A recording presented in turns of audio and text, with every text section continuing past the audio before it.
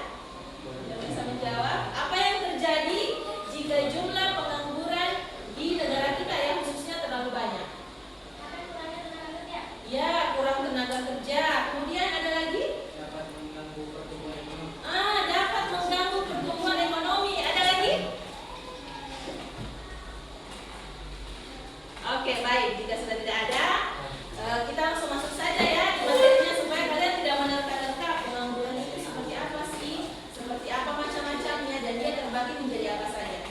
Ibu akan putarkan video pembelajaran dan Ibu mohon video pembelajaran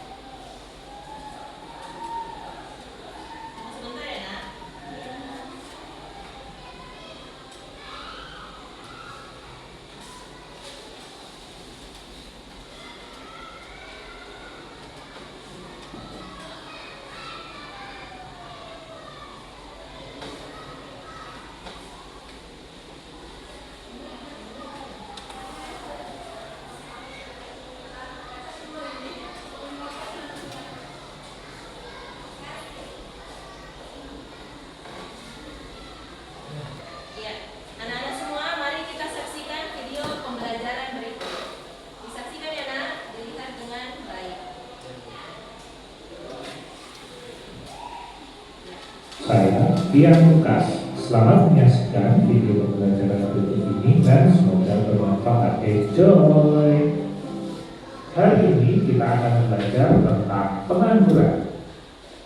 Pertama, akan kita pelajari adalah definisi pengangguran. Definisi pengangguran ada 3, antara lain sebagai berikut. Yang pertama, pengangguran adalah orang yang tidak mempunyai pekerjaan. Yang kedua, pengangguran adalah orang yang sedang mencari pekerjaan. Dan yang ketiga, pengangguran adalah orang yang sedang mempersiapkan suatu usaha baru. Berikutnya, kita juga harus tahu definisi dari tingkat pengangguran. Tingkat pengangguran adalah perbandingan antara jumlah penganggur dengan jumlah angkatan kerja dalam kurun waktu tertentu yang dinyatakan dalam bentuk persentase. Semakin tinggi tingkat pengangguran, maka hal tersebut tidak baik untuk perekonomian. Seperti yang kita ketahui bahwa orang yang menganggur tidak memiliki pendapatan untuk memenuhi kebutuhannya, sehingga kesejahteraan masyarakat akan berkurang dan rawan terjadi bergerak kriminal. Sebaliknya, jika tingkat pengangguran rendah, maka hal tersebut sangat baik untuk pertumbuhan ekonomi karena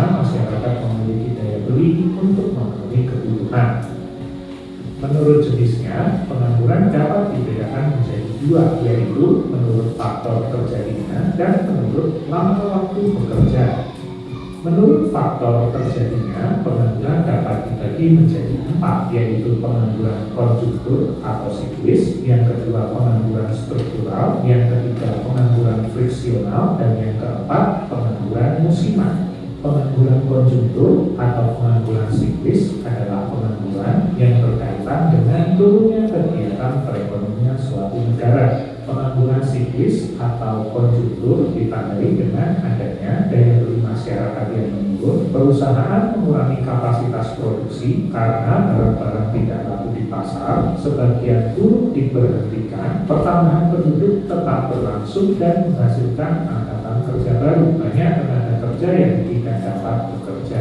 Pada masa resesi atau turunnya tingkat pertumbuhan ekonomi, tingkat pengangguran siklis akan semakin meningkat karena 2 faktor berikut. Yang pertama, jumlah orang yang kehilangan pekerjaan terus meningkat. Sementara yang kedua, dibutuhkan waktu lebih lama lagi untuk mendapatkan pekerjaan yang baru. Jenis pengangguran berikutnya adalah pengangguran struktural. Pengangguran struktural adalah pengangguran yang terjadi karena perubahan struktur atau perubahan komposisi perekonomian. Perubahan struktur memerlukan keterampilan baru agar dapat menyesuaikan diri dengan keadaan baru. Sebagai contoh, adanya peralihan perekonomian dari sektor pertanian ke sektor industri. Pengangguran struktural juga dapat terjadi karena penggunaan alat yang semakin canggih. Banyak aktivitas yang awalnya dikerjakan oleh tenaga kerja, namun dengan adanya peralatan canggih bisa diselesaikan hanya oleh sedikit atau beberapa tenaga kerja saja.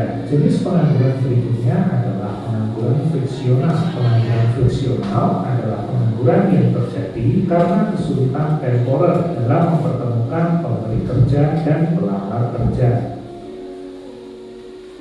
Pengangguran friksional bersifat sementara. Hal ini terjadi karena tenaga kerja belum menemukan pekerjaan yang diinginkan atau sesuai dengan keahliannya. Pengangguran friksional terjadi karena faktor jarak dan kurangnya informasi. Pelamar tidak mengetahui di mana ada lowongan dan pengusaha juga tidak mengetahui di mana tersedia tenaga kerja yang memenuhi syarat. Jenis pengangguran berikutnya adalah pengangguran musiman. Pengangguran musiman adalah jenis pengangguran yang terjadi karena pergantian musim. Pengangguran musiman banyak terjadi di sektor pertanian dan di sektor industri pengolahan. Contohnya adalah para pekerja pabrik gula hanya bekerja pada saat musim giling. Jenis pengangguran menurut penyebabnya yang terakhir adalah pengangguran teknologi. Pengangguran teknologi terjadi karena ada perubahan tenaga manusia menjadi tenaga mesin. Contohnya yaitu pengolahan sawah yang semula dikerjakan oleh beberapa orang diganti dengan penggunaan traktor. Maka sebagian buruh tani tersebut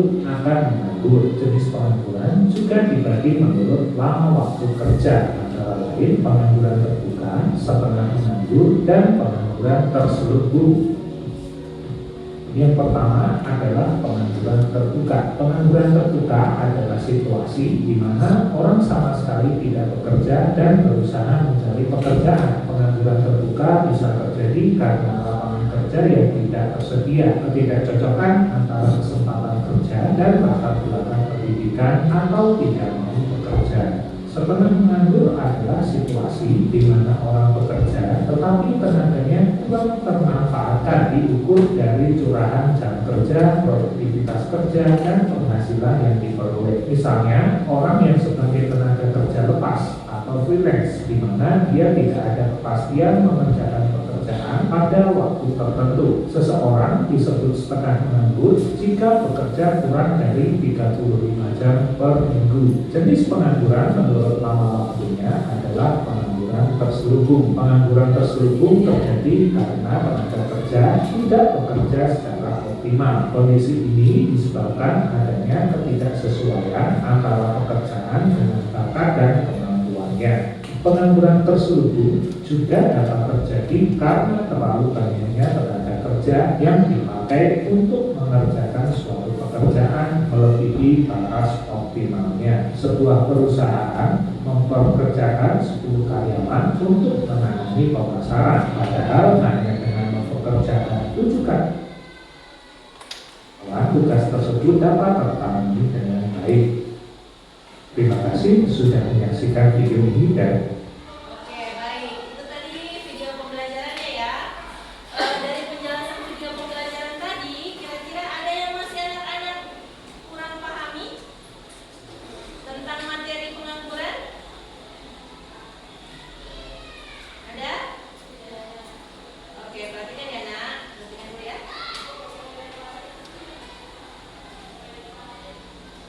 Oke, tadi kita sudah mempelajari tentang macam-macam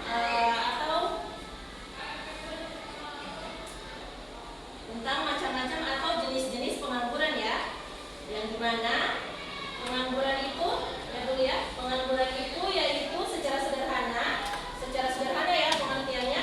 Pengangguran adalah kondisi ketika seseorang yang berada pada usia produktif. Jadi usia produktif kita itu dari umur 15 tahun sampai 64 tahun.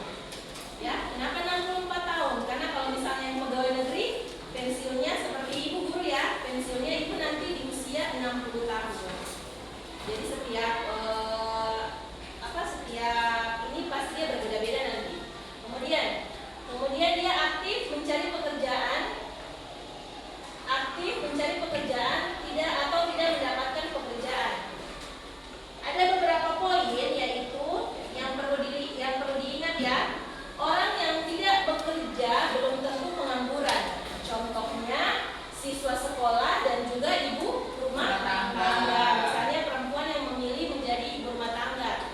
Tetapi ada juga perempuan yang memilih menjadi ibu rumah tangga dan juga menjadi ibu pekerja. Ya. Kemudian anak sekolah belum menghasilkan penghasilan ya. Tapi tugas mereka untuk belajar. Tapi jika ingin membantu orang tua boleh juga. Ya. Kemudian pengangguran terbuka. Mereka yang sama sekali tidak memiliki pekerjaan. Ya. Kemudian jenis-jenisnya itu yaitu pengangguran normal. Jenis pengangguran ini terjadi karena ada jeda waktu antara satu pekerjaan dengan pekerjaan lain. Penyebabnya perpindahan dari satu pekerjaan ke pekerjaan lain, atau baru lulus kuliah, atau seseorang yang sedang mencari pekerjaan yang lebih cocok. Jadi misalnya orang itu mencari pekerjaan, misalnya dia kuliah di bagian hukum, dia mau bekerja juga yang sesuai apa yang dia pelajari di bangku kuliah. Berarti dia tidak mau mencoba yang di luar passionnya dia, tapi dia mencari yang sesuai passionnya selama waktu kuliah. Kemudian pengangguran struktural, tadi sudah dijelaskan di video ya. Ya, pengangguran struktural itu adalah jenis pengangguran yang terjadi karena adanya ketidakcocokan antara keterampilan pekerja dan permintaan dasar kerja. Jadi keterampilannya tidak cocok dengan pekerjaan yang dia lamar. Ya. Kemudian perubahan struktur ekonomi suatu negara, kemajuan teknologi dalam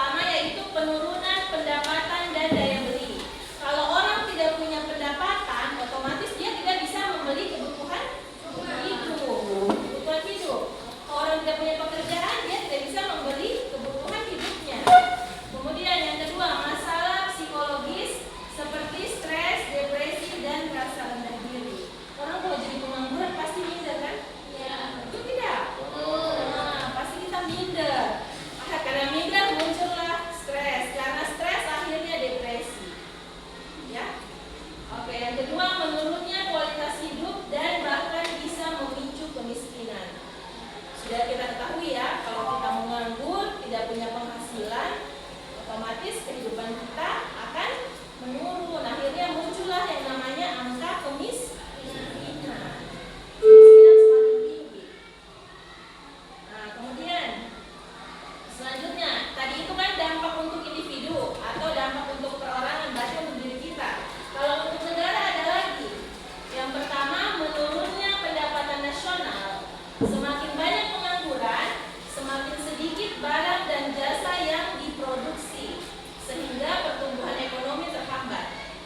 Jadi kalau dampaknya untuk negara, pertumbuhan ekonomi itu terhambat. Karena apa? Banyak pengangguran, semakin sedikit barang dan jasa yang dipakai oleh individu. Nah, kemudian yang kedua, menurunnya penerimaan pajak. Bagaimana kita mau bayar pajak sementara kita tidak punya penghasilan, tidak punya uang, bagaimana mau bayar pajak? Nah, otomatis menurunnya penerimaan pajak orang yang tidak bekerja, tidak membayar pajak penghasilan.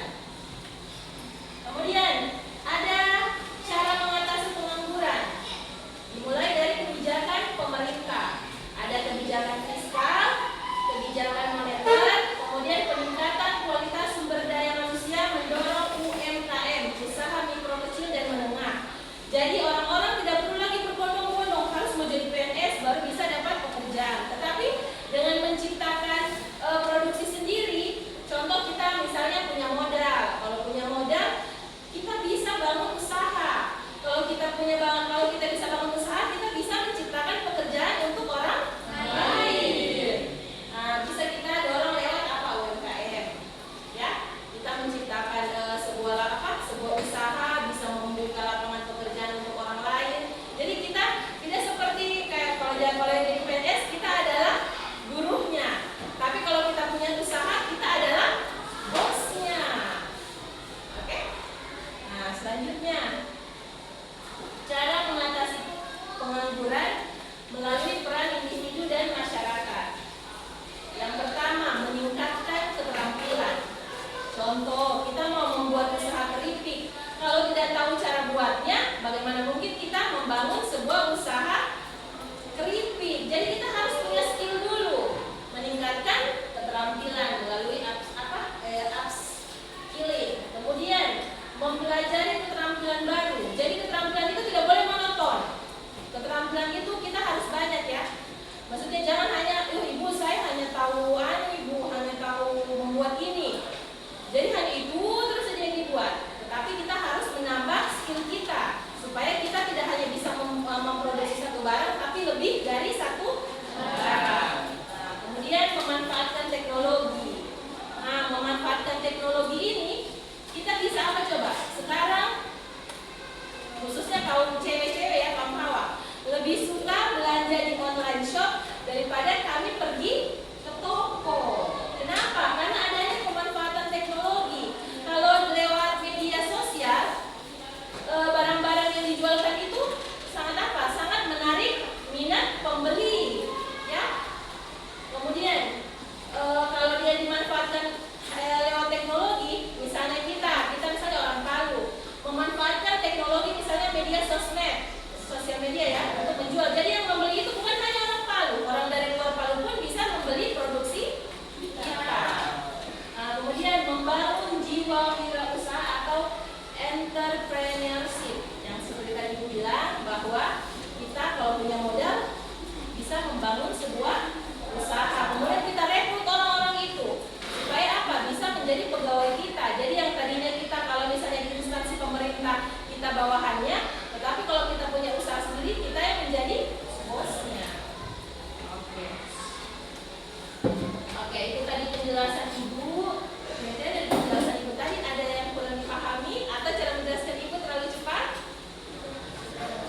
Dari video pembelajaran, dari yang Ibu paparkan, apakah ada yang kurang jelas, Nak? Oke, semuanya jelas ya? Kemudian tunggu, supaya kita lebih konsentrasi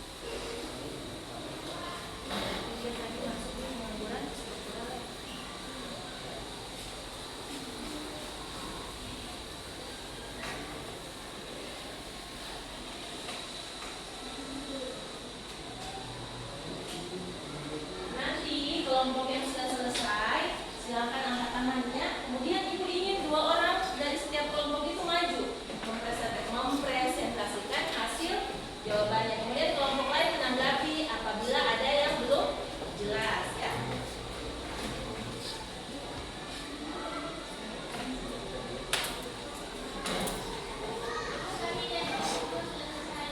Oh iya, oke baik. Silakan maju kelompok 2. Oh iya. Coba ibu lihat dulu jawabannya.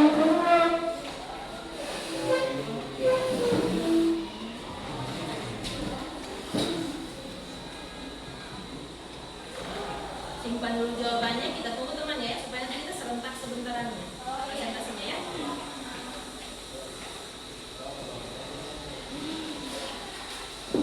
Dikit lagi nggak ya untuk kelompok yang lain?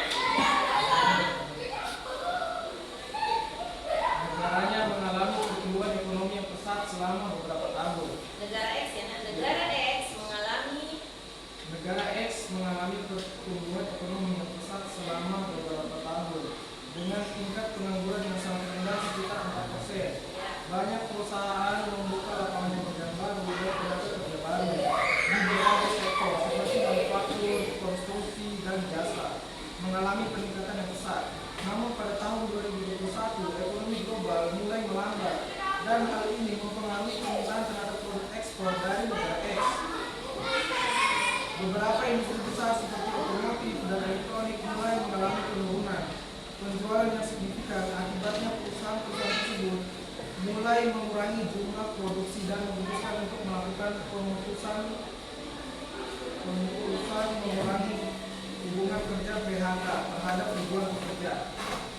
Tingkat pengangguran di negara X meningkat drastis hingga mencapai 9%. Pada akhir tahun, banyak pekerja yang kehilangan pekerjaan berasal dari sektor-sektor yang sangat bergantung pada permintaan global, seperti manufaktur dan konstruksi. Pemerintah berusaha menangani masalah ini dengan memberikan stimulus ekonomi, tetapi pemulihan ekonomi global masih berjalan lambat. Pada tahun 2023, ekonomi global mulai membaik, permintaan terhadap produk ekspor negara X kembali meningkat, dan perusahaan-perusahaan yang sebelumnya mengurangi tenaga kerja kembali mulai merekrut karyawan. Tingkat pengangguran secara bertahap menurun dan mencapai 5% pada pertengahan 2024. Bagaimana jawabannya? Pertanyaannya, satu, apa yang menyebabkan meningkatnya pengangguran di negara X? Pertanyaannya adalah apa yang menyebabkan meningkatkan pengangguran di negara X? Jawaban dari hasil diskusi kami untuk nomor 1 ini adalah penurunan permintaan ekspor, seperti industri besar seperti otomotif dan elektronik mengalami penurunan penjualan yang signifikan yang mengancam permintaan pada produk dibuat. Pertanyaan kedua adalah apa yang dilakukan pemerintah untuk mengatasi masalah pengangguran ini? Jawaban dari diskusi kami, pemerintah berusaha menangani masalah pengangguran ini dengan memberikan stimulus ekonomi. Pertanyaan ketiga adalah mengapa tingkat pengangguran akhirnya menurun kembali pada tahun 2024 di negara X? Tingkat pengangguran di negara X akhirnya menurun kembali menjadi 5% pada pertengahan tahun 2024 karena beberapa alasan. Salah satunya adalah ekonomi global melalui makin membaik meskipun masih lambat. Sekian hasil diskusi dari kami kelompok 1. Apakah ada yang masih kurang jelas atau yang masih kurang jelas? Ya, baik, silakan kelompok lain untuk sabar ya, satu-satu. Kasihan temannya kalau habis membaca, sabar ya. Oke, silakan kelompok 2 1 orang. Kelompok 2 1 orang. Silakan. Assalamualaikum warahmatullahi wabarakatuh. Waalaikumsalam warahmatullahi wabarakatuh. Perkenalkan, nama saya Iksan, saya perwakilan dari kelompok 2. Ya. Kan tadi kelompok 1 ada bilang apa peran pemerintah stimulus ekonomi.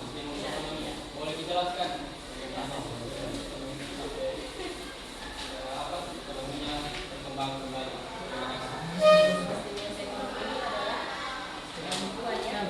Sebuah bantuan dari pemerintah kepada masyarakatnya berupa lapangan pekerjaan gitu. Lapangan pekerjaan baru ya. Supaya menurunkan angka pengangguran. Ya, bantuan pemerintah membantu pengangguran yang ada di sebuah negara dengan membuka banyaknya lapangan pekerjaan baru supaya yang tadinya orang kasihan tidak bekerja atau dia sudah di PHK dari perusahaan yang satu, dia bisa mendaftarkan diri lagi ke perusahaan yang dibuka oleh pemerintah. Jadi begitu. Jadi tidak selalu bantuannya melalui materi atau uang ya, tapi bisa juga dengan membuka lapangan pekerjaan. Ya. Oke, ada lagi kelompok 3? Oke, masih kelompok 2. Oke, silakan kelompok 2.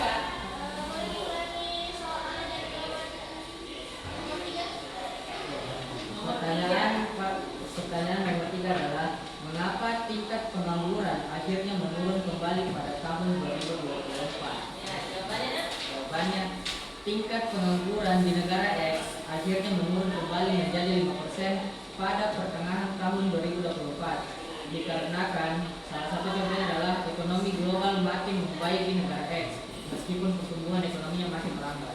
Ya, itu tadi jawabannya. Jadi walaupun istilahnya negaranya itu apa tadi? Negaranya apa tadi? Makin membaik meskipun masih Tetap ya. Jadi pemulihan ekonomi suatu negara itu tidak langsung, ya, tapi dia melalui proses sedikit demi sedikit atau bertahap. Jadi contoh kayak misalnya kita melakukan misalnya seperti sekarang ya, demo kan banyak di mana-mana. Nah, pemerintah tidak langsung apa yang diminta oleh masyarakat langsung dia, oh iya langsung saya tidak kan, pasti harus melalui prosesnya dikaji dulu apakah permintaan masyarakat itu sesuai dengan kesanggupan negara atau tidak. Apakah itu dia sesuai dengan untuk mensejahterakan masyarakatnya atau tidak, manfaat tidak untuk masyarakatnya. Jadi tidak serta-merta saat ada misalnya penurunan langsung ada perubahan, pasti dia melalui proses secara bertahap. Oke, itu tadi presentasi dari kelompok 1. Kita berikan aplaus yang meriah dulu. Terima kasih kelompok 1. Ya, silakan kembali ke tempat duduknya.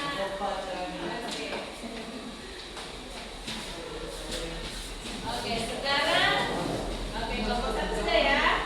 Diucapkan terima kasih banyak ya atas usaha yang dilakukan menyamakan persepsi di dalam sebuah kelompok. Sekarang kelompok 2, silakan Pak. 2 orang ya. Jangan sendiri, 2 orang ya.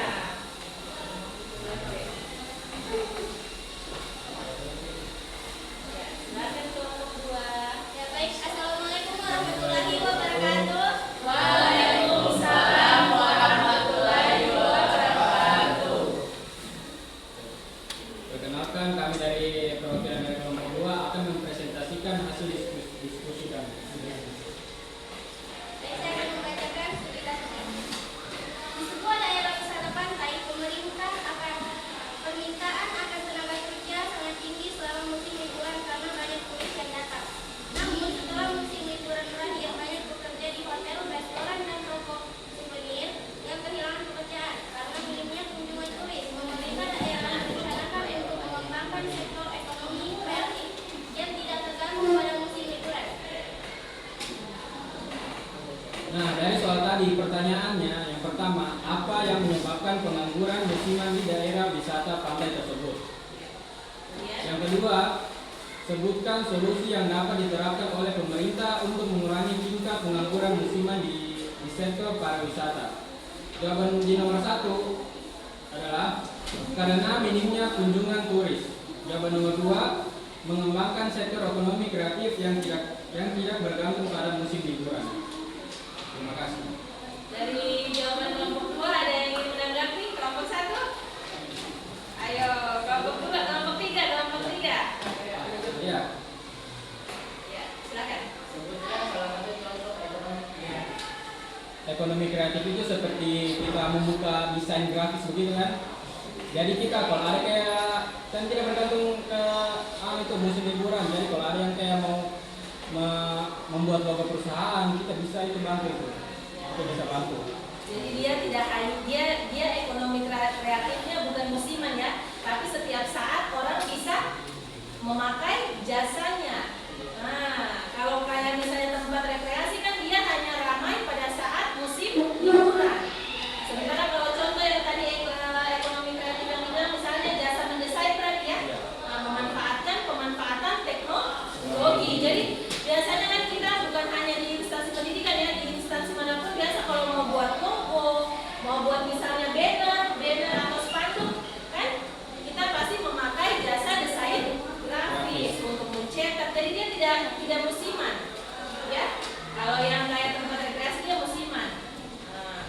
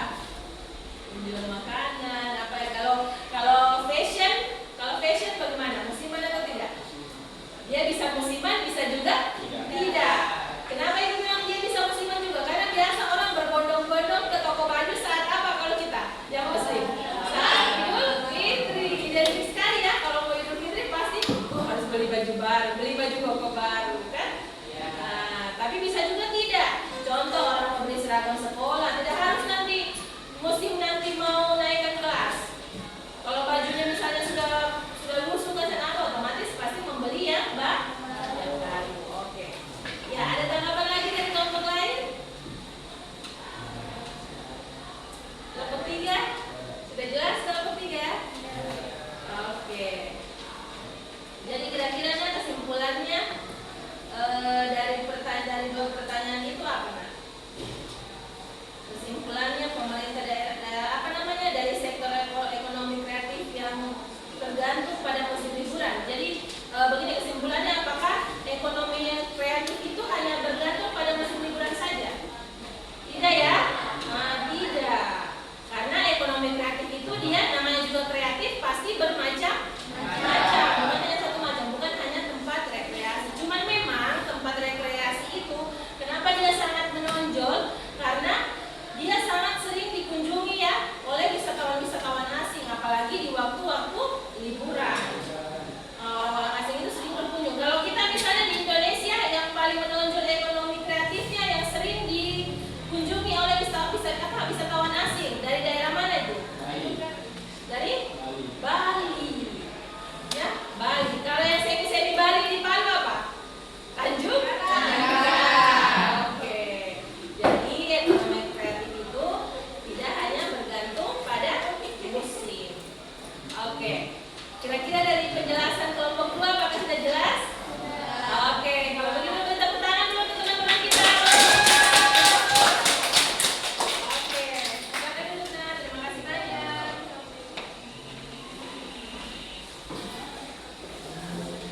Oke. Sekarang kita beralih ke kelompok 3. Waduh, kelompok 3 ini studi kasusnya lumayan ya, lumayan sulit. Tapi pasti bisa jawab. Silakan ini kelompok pertanyaan kelompok 3.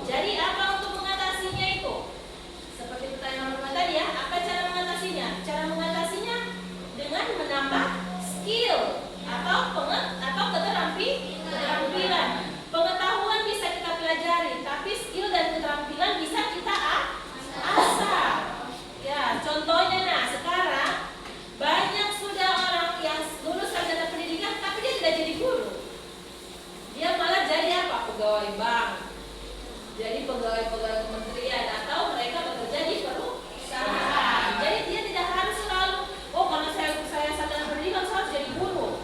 Tidak selalu ya. Makanya kita harus selain kita istilahnya belajar di bangku perkuliahan untuk pengetahuannya, tetapi skill dan keterampilan juga harus kita latih. Supaya apa? Menurunkan angka pengangguran. Kemudian setiap ekspektasi orang itu kadang tidak sejalan dengan apa yang dia inginkan. Misalnya saya mau kuliah di keguruan supaya nanti saya menjadi guru.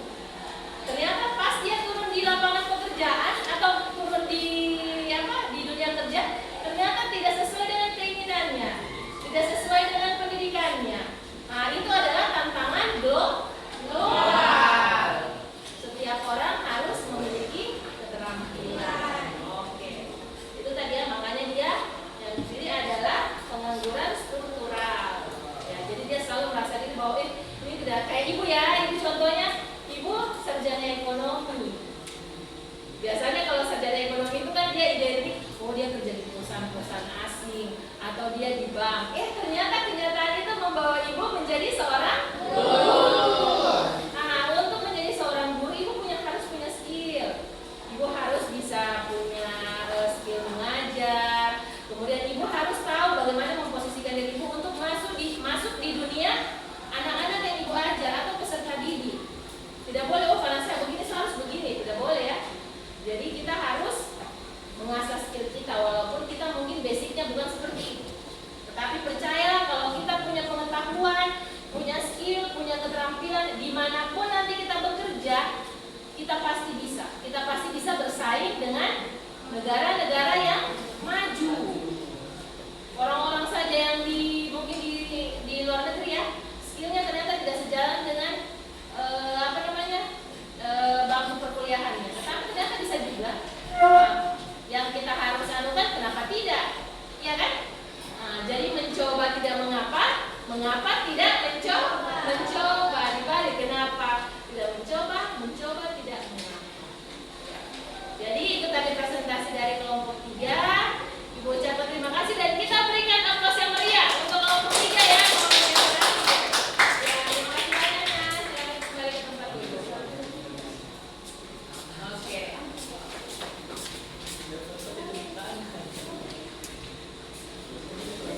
Oke, semuanya sudah pandai menjawab ya.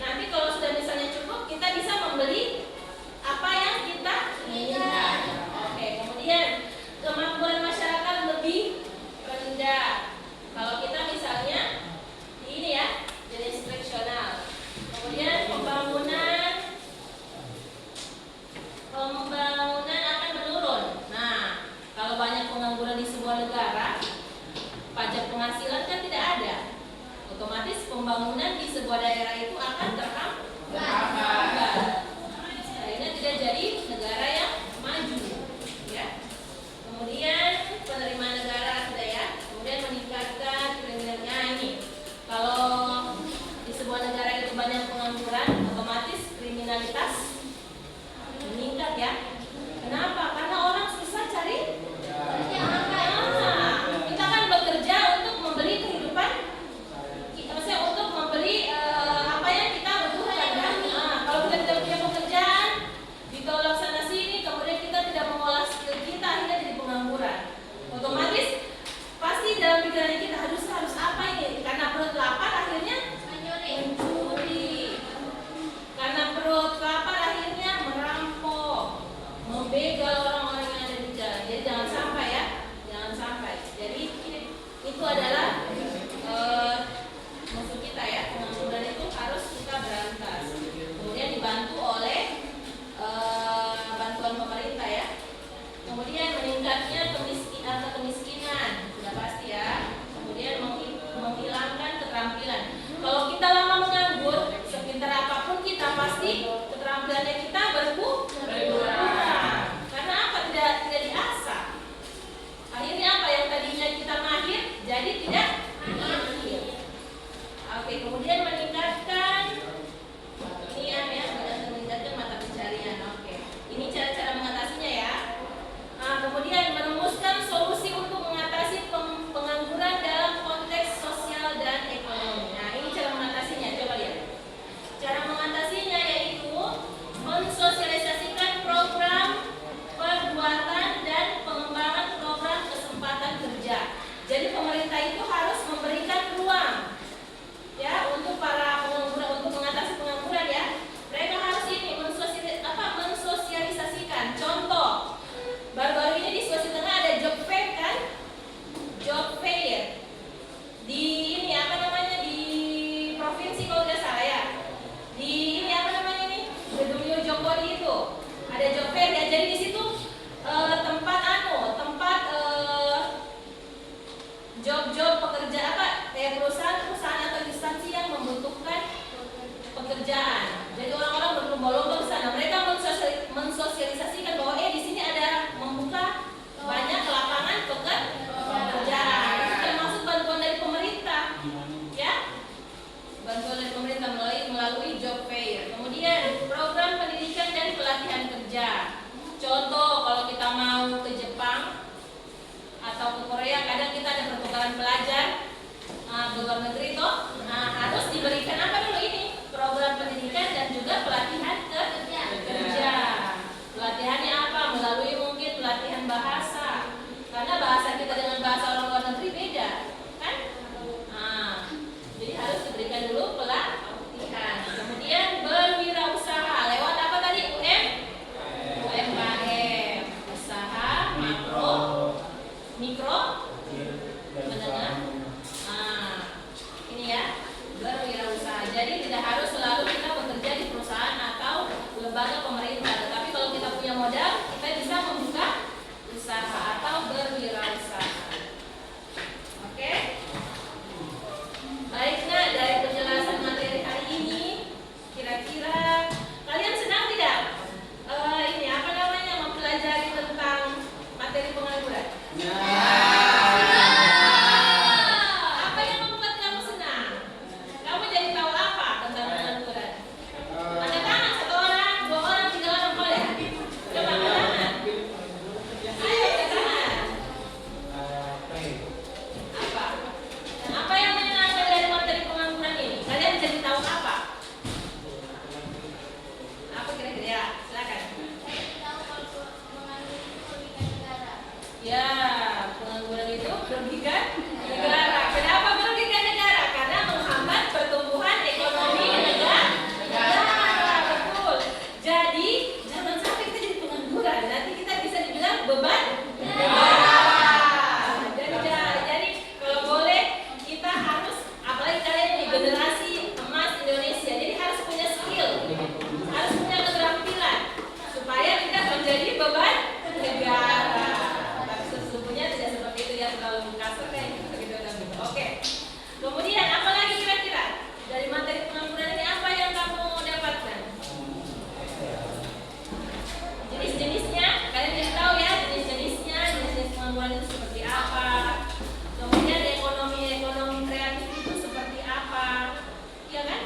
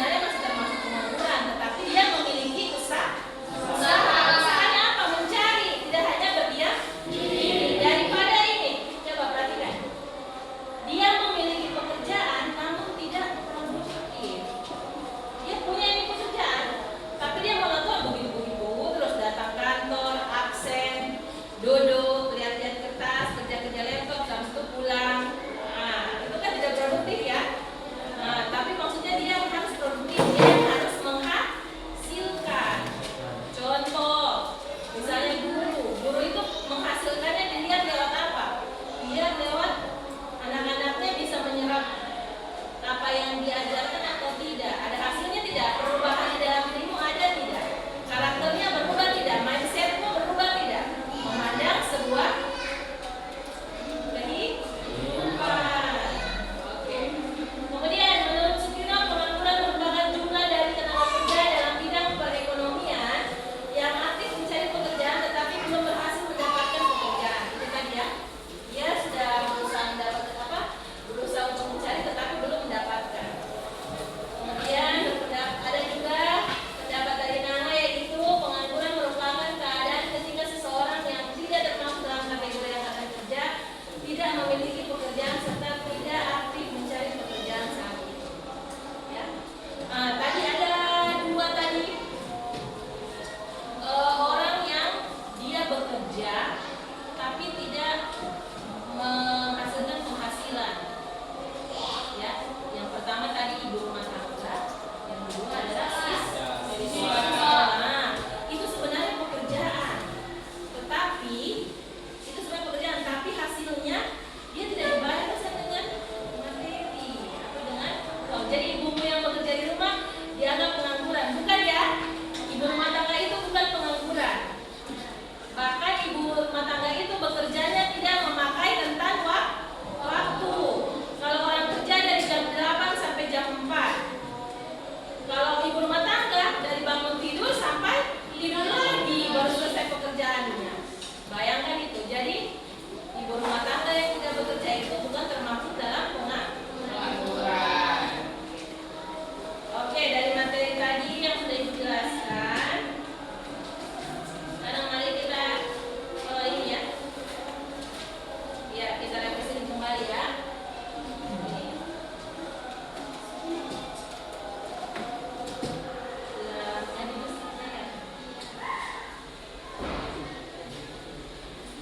Nah, ini coba dengarkan pertanyaan ya. Jadi pahami baik-baik. Oh, ada pertanyaannya.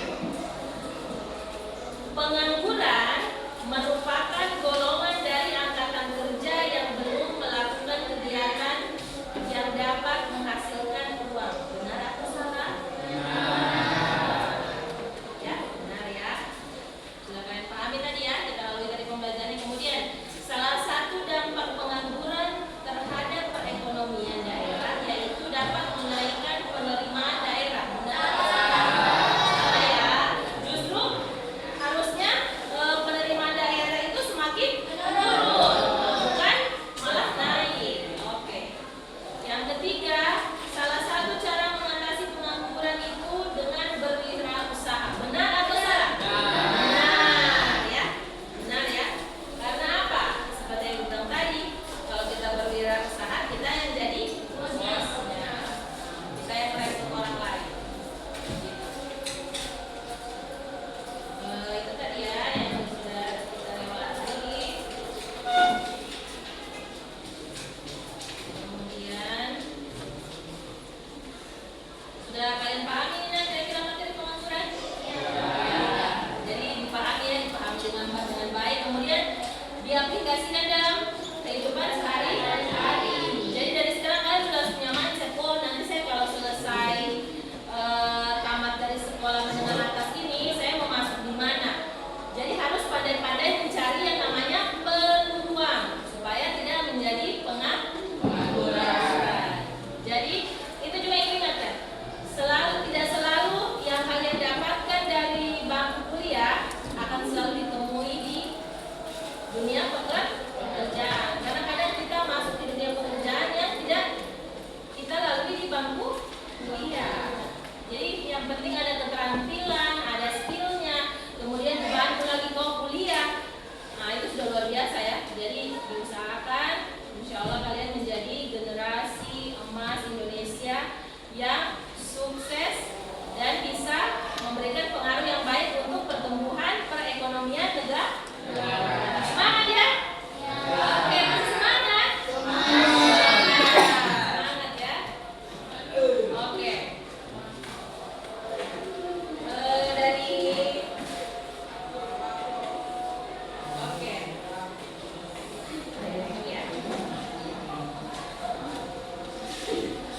Oke, dari pembelajaran kita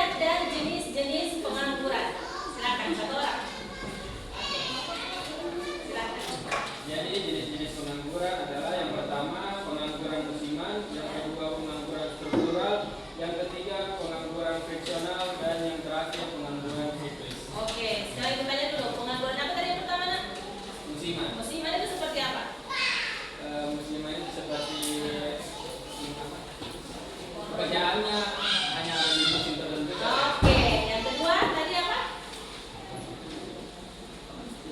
Sikris itu apa dia?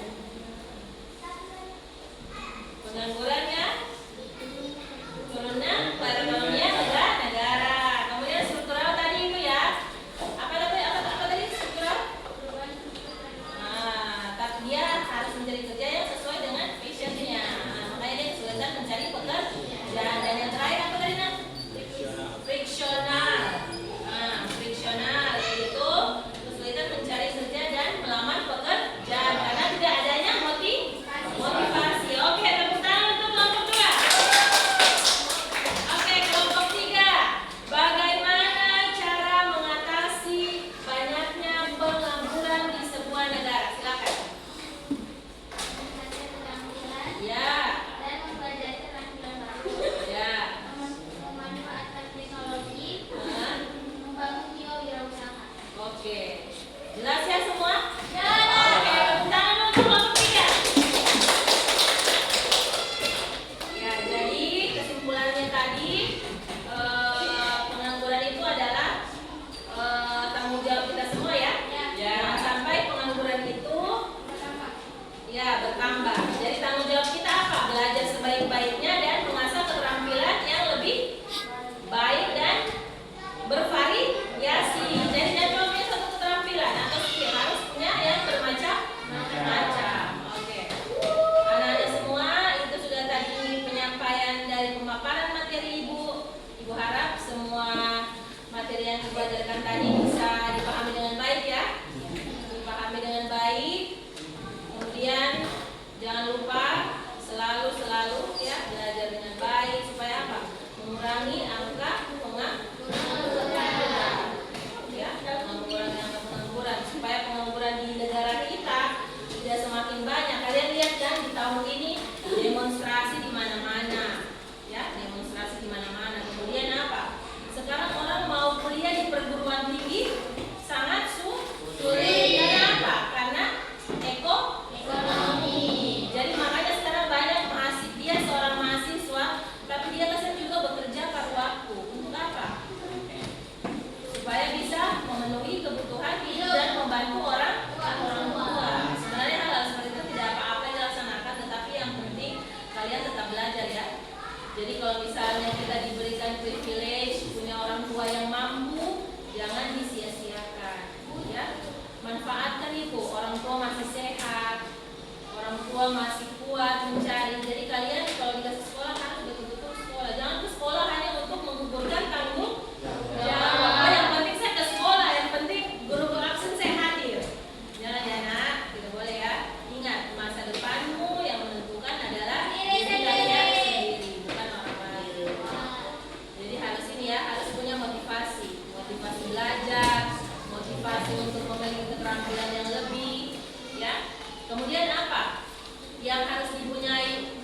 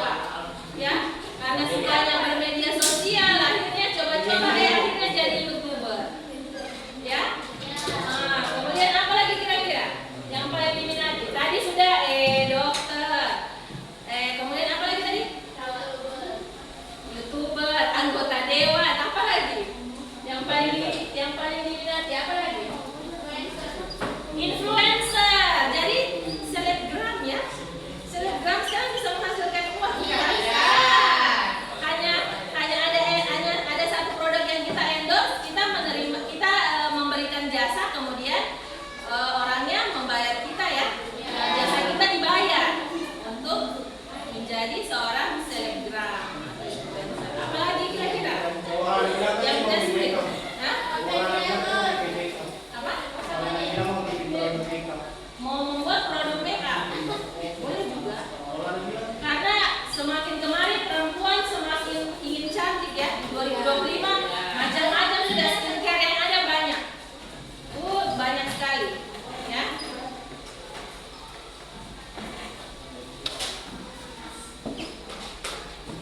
Nah, kemudian anak-anak sekalian, dari nanti materi pengangguran ini, semoga pembelajaran ini bermakna untuk kalian ya nak.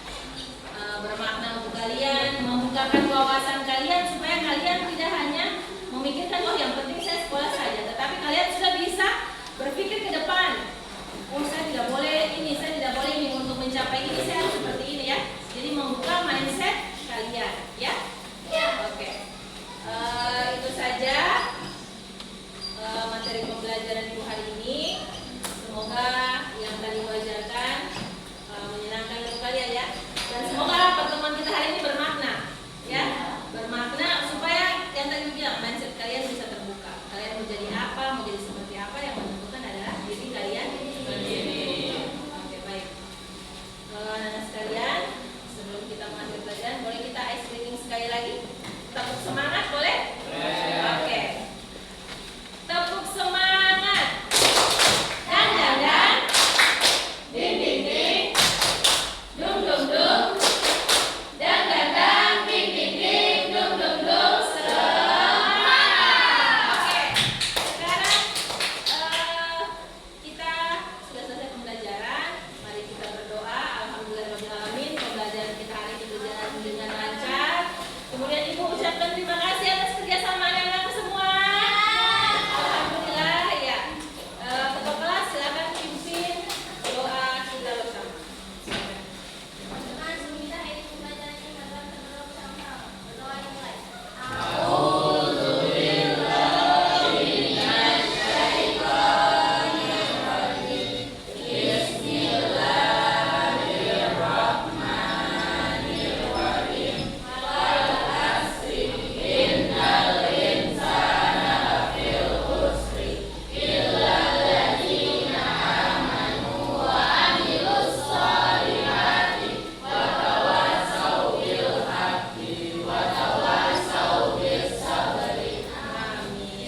Ya. Amin amin ya rabbal alamin. Anak-anak sekalian, sampai kita berjumpa di materi kita selanjutnya ya. Selalu jaga kesehatan, selalu menjaga kestabilan lingkungan sekolah ya. Selalu hadir, jaga kesehatan. Kemudian jangan lupa selalu rajin belajar. Ingat, kalian adalah generasi penerus peradaban bangsa Indonesia. Ya, jadi siapkan dirimu untuk menjadi generasi emas Indonesia. Jadi kita nanti akan bertemu lagi pada materi ketenaga kerjaan. Jadi tadi kita membahas tentang pengangguran. Di materi selanjutnya kita akan belajar tentang materi ketenaga kerjaan. Oke, semangat semua? Semangat semua? Oke, anak-anak semua, pokoknya jangan lupa ya. Jangan lupa selalu banyak berusaha, banyak berdoa. Semoga Allah memberikan banyak kemudahan untuk kalian mencapai cita-cita yang kalian inginkan ya. Semoga setiap cita-cita kalian menjadi yang terbaik untuk kalian. Baik. Ibu akhiri, wabillahi taufiq wal hidayah.